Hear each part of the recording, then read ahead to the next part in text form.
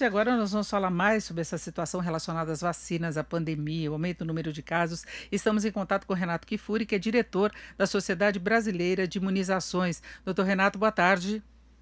Olá, Denise, boa tarde. Prazer falar de novo com vocês, ouvintes da Rádio Jovem Pan.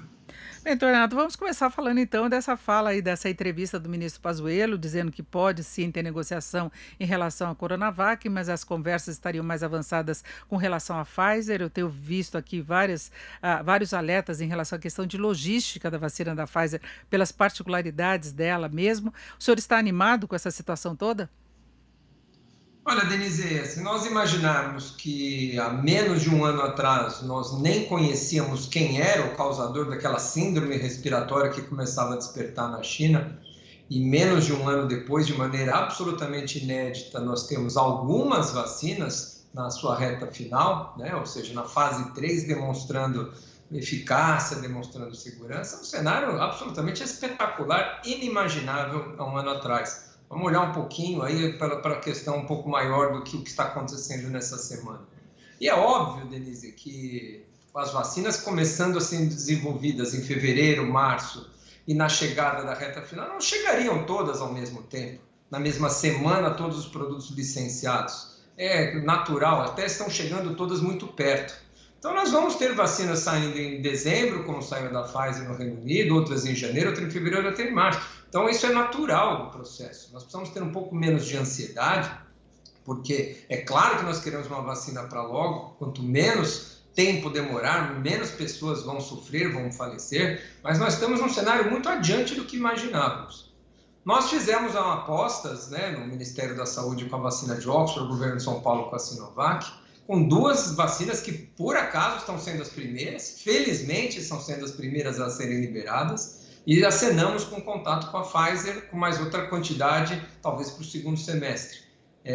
Ou seja, para a população brasileira de 200 milhões, se nós conseguirmos todas essas doses no próximo ano, durante todo o próximo ano, vamos ser capazes de vacinar talvez mais do que a metade da população brasileira, o que é um enorme êxito se nós conseguirmos assim. E mais do que isso, com transferência de tecnologia, quem sabe em 2022 já produzir nacionalmente vacinas em grande quantidade e até exportar. Esses são os cenários possíveis e, obviamente, tudo isso é dependente desses resultados dos estudos que não acabaram. Lembrar que todas elas estão ainda em teste, né? Então, não temos aprovação no país de nenhuma vacina. Agora, como é que o senhor vê a sinalização da Anvisa de que há caminho, há possibilidade de uso emergencial das vacinas contra a Covid, não é? A agência aprovou regras para que as empresas façam os pedidos, né? Nenhum chegou até agora efetivamente aqui, mas a gente vê registro das vacinas no exterior. Até o próprio ministro lembrou que no Reino Unido já houve o registro da vacina da Pfizer, né? Nós temos a Sputnik, inclusive a Argentina está comprando também, que é uma vacina que se questiona muito em relação à publicação de dados. Mas a própria vacina da Pfizer também traz algumas preocupações que provocou reação alérgica, tem dúvidas em relação de Oxford. Então, como é que o senhor vê a posição hoje da Anvisa para poder autorizar o uso dessas vacinas? Essa decisão ou a posição da Anvisa era mais do que esperada, né? Aliás, não só da Anvisa, como todos os países. Neste momento, o FDA americano está reunido e provavelmente para aprovar a vacina da Pfizer como uso emergencial também nos Estados Unidos. E assim será, né? Num cenário fora de pandemia, para nós termos uma licença de um produto, de um medicamento ou de uma vacina, isso leva muito tempo. Você precisa conhecer a duração de proteção de uma vacina, será que ela vai durar 1 ano, 2 anos a proteção? Você precisa estudar essa vacina, acompanhamento desses eventos adversos por 6 meses, 1 ano. Você precisa conhecer qual é o seu desfecho, sua capacidade de prevenção de eventos mais raros, como, por exemplo, hospitalização, morte, se ela vai prevenir ou não, se ela vai prevenir transmissão da doença ou não, só se vai proteger o indivíduo vacinado ou vai ter algum papel na cadeia de transmissão da tal da imunidade de rebanho. São dados que nós não vamos conhecer no primeiro momento. E é necessário que seja assim, Denise, porque nós não podemos esperar 3, 6 meses, 1 ano para licenciar no meio de uma pandemia. Então, o licenciamento, que não chama licenciamento, é a liberação para uso emergencial, é diferente do registro. Então, você concede uma licença para uso emergencial sob condições de revisão, de acompanhamento de eventos adversos, de mudança de término dos estudos que já estão começados, e a Anvisa acompanha o que pode acontecer. No meio do caminho, acontece algum problema com os estudos mostrando que ela pode ser usada em outras populações, amplia-se o seu uso, ou ao contrário, vê que alguma população pode ter algum risco utilizando aquela medicação, como a gente já teve drogas suspensas, recolhidas, isso pode vir até que se conceda um registro definitivo. Então, acho necessário, não é uma questão, as regras precisam ser claras para quem vai submeter um produto para um uso emergencial, tem que saber que esse uso emergencial é condicionado a todos esses fatores.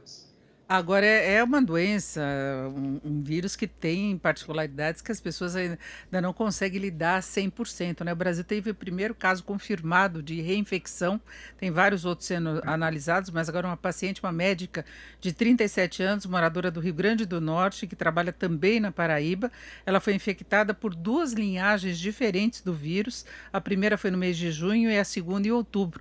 Então muita gente acha que inclusive poderia haver esse risco de infecção daquelas pessoas que pegaram bem no começo da pandemia, então seria um prazo de imunidade, né? Se cogitou essa possibilidade, mas o dela é um prazo relativamente curto, então foi junho e depois outubro, né? Outros casos estão sendo analisados. O senhor acha que isso interfere no resultado que se possa esperar em termos de imunidade das vacinas também? Excelente pergunta, Denise. Talvez nós estamos aí no campo do conhecimento da Covid-19, onde mais lacunas nós temos. Não conhecemos exatamente o que significa aquele que se infecta e não produz anticorpos, por exemplo, fica com aquela IgG negativa.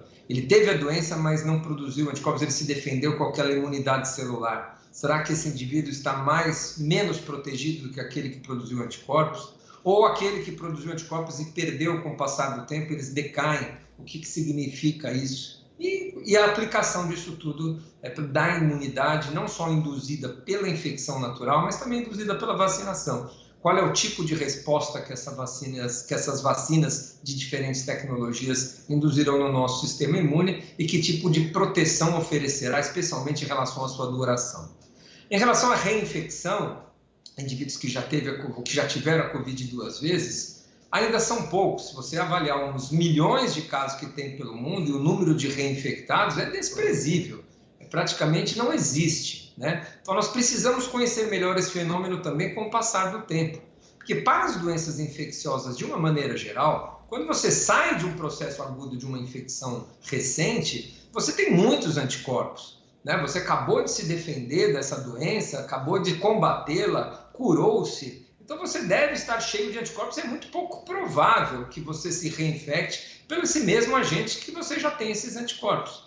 Então, por isso que a tendência das reinfecções é acontecer mais tardiamente. Quanto mais tempo você passa do primeiro evento, a tendência é que a sua chance de reinfecção aumente. Por isso que a gente não deve estar vendo muitos quadros de reinfecção, e pode ser que no futuro a gente veja muito mais. E outra coisa que nos protege, ou protege a população de uma maneira geral, é que aquele indivíduo que teve Covid e continua circulando naquela região, na sua população, encontrando outras vezes o vírus por aí, aquilo vai funcionando como um reforço. Ele já tem uma imunidade, ele se expõe naturalmente ao vírus, à Covid-19 de novo, isso aumenta mais ainda a sua imunidade. Isso vai funcionando como doses de reforços. Com o passar do tempo, quanto menos pessoas, quando passar a pandemia, esses indivíduos se expondo menos na comunidade naturalmente, ele deixa de ter esses reforços naturais e também aumenta o risco ou a chance de ele se reinfectar. Mas tudo isso nós vamos precisar de tempo para acompanhar. Exatamente. Se é que essa doença é capaz de reinfectar, com que porcentagem, com que intervalo de tempo em geral, para nós, inclusive, avaliarmos as vacinas, que podem ser até mais eficazes em termos de proteção do que a própria infecção natural. Isso também só o tempo vai mostrar. Perfeito. Ouvimos Renato Kifuri, que é diretor da Sociedade Brasileira de Imunizações. Doutor Renato, muito obrigado. Uma boa tarde. Boa tarde, Denise. Prazer falar com você.